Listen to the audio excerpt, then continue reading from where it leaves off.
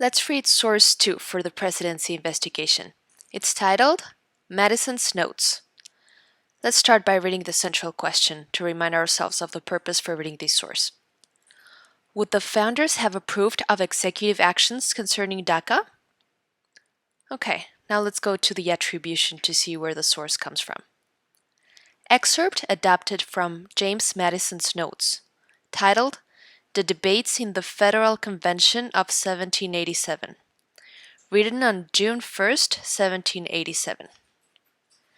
Now let's look at the headnote for more details about the source. The Constitutional Convention lasted for 4 months. During these meetings, James Madison took notes to record what different delegates said and the debates they had. These debates shaped the U.S. Constitution. Each name below is followed by what that person said about executive power. Okay, now we're ready to read the source itself. Let's read Madison's notes. Mr. Wilson moved that the executive consist of a single person. Mr. Pinckney seconded the motion so as to read that a national executive to consist of a single person be instituted. Mr. Rutledge said he did not want to give the executive the power of war and peace.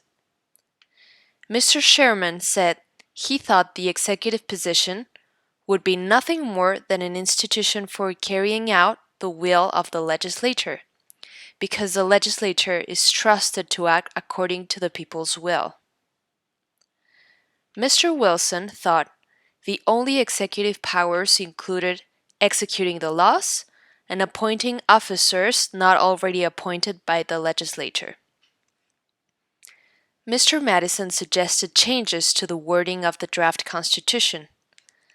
After the words that a national executive ought to be instituted, insert the following words: with power to carry into effect the national laws, to appoint to offices in cases not otherwise provided for, and to execute such other powers, not legislative nor judiciary.